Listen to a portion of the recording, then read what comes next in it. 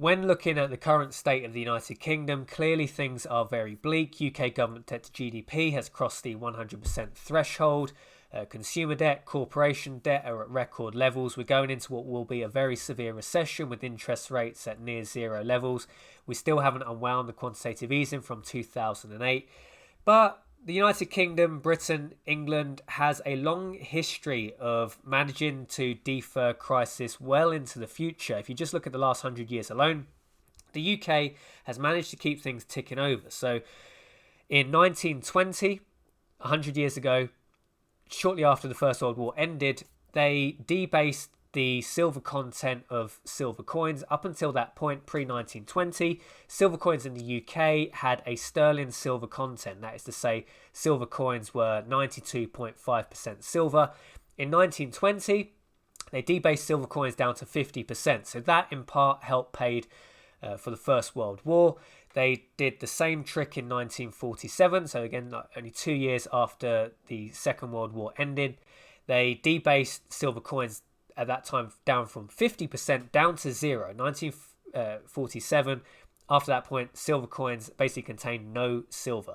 So they've used that trick, 1920, debased it down from 92.5% to 50%, then 1947, they debased it from 50% down to zero. This is a common trick used all throughout history by various governments in various countries. To pay for warfare, they will often debase the currency, whether that's putting copper into gold coins, whether that's putting nickel or tin into silver coins. You put a cheaper element into the coin, and the government that's essentially a tax that the government have used to pay for generally war or other large expenditures that the government has to cover. Obviously, after the Second World War, we started seeing women enter the workplace. In some parts, that was because just so many men had been killed in the Second World War and after the First World War as well. So women starting to enter in the workplace after the Second World War. That helps boost GDP. In honest terms, it's actually a wage cut because prior to the Second World War, probably even prior up to the mid-60s, just an average working man working a menial factory job could support his wife and 3-4 kids. But with women entering into the workforce, essentially the people of the United Kingdom essentially received a pay cut, because now in 2020, unless one of the wage earners in a relationship has a very significant salary, probably talking somewhere north of a 6-figure salary, it's almost impossible to raise kids, have a family with one parent working. It doesn't really work. So essentially, post 1945, Second World War, there's been essentially a wage cut, because now you need 2 parents working. Previously, pre-1965 or certainly pre-Second World War, only 1 parent would need to work. So that's been a boost for GDP. It's helped raise more tax revenue. Obviously, more income tax has helped with the growth of government and keep that ticking over. Obviously, welfare state has grown significantly post-1945. We've seen the rise of the NHS. The safety net probably was a lot larger than the safety net now. But that's been paid through other technological advances. Obviously, into the 70s, we started seeing the rise of computers that brought with it big growth in productivity. Then along with computers came the internet, which really accelerated the benefit of computers, again boosting productivity. Coinciding quite nicely actually with the 2007-2008 popping of the housing bubble, we saw the introduction of smartphones. The iPhone 1 come out, I think, June 2007.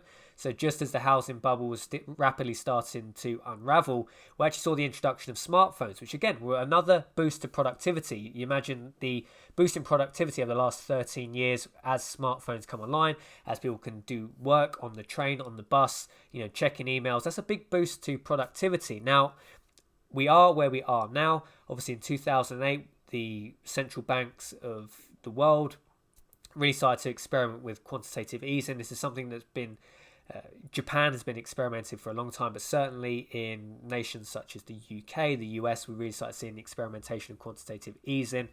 But pretty much through the whole period, since 1920 to where we are now, 2020, taxes have increased dramatically since 1920 to where we are now, 2020.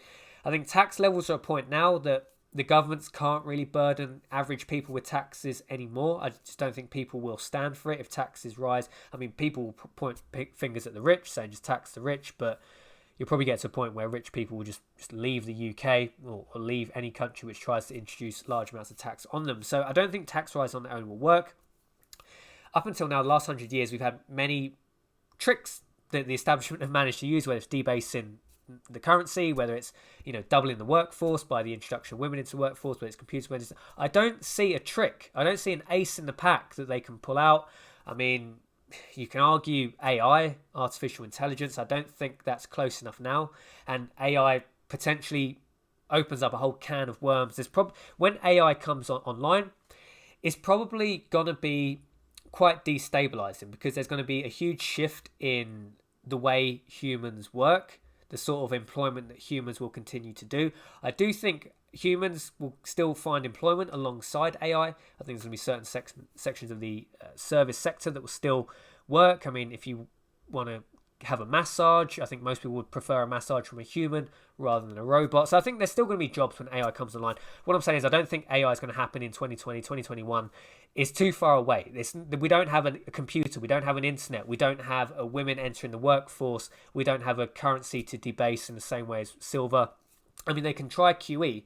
QE essentially is a similar vein to debasing the currency.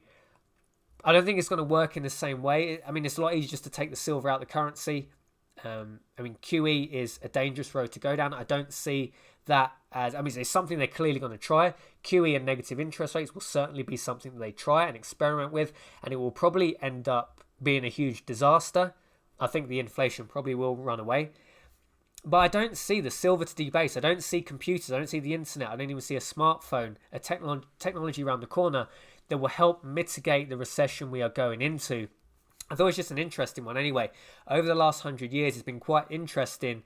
The technological advances, the currency debasement, the rise in taxes that have helped keep government, the establishment ticking over. I don't see one. I honestly don't see one that they can pull out the bag. I think they're definitely going to use negative interest rates, at least in some part.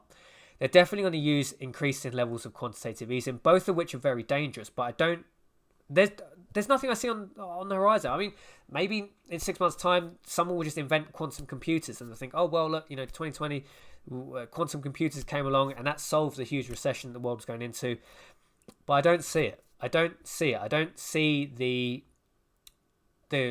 productivity gains that we had during the 20th century. I don't see an immediate one around the corner, and it's quite worrying because the recession probably will be quite bad, and we have few ways of mitigating that, because up until now, First World War, Second World War, even 2007, 2008 housing bubble, we still had some levels of of gains. The smartphone, the first initial experimentation with QE, which actually has, for all intents and purposes, worked quite well post 2008. We haven't seen the inflation yet, but I think we may see that inflation in the future. So let me know your thoughts and opinions. Is there anything they can pull out of the bag? Is there something I'm not seeing?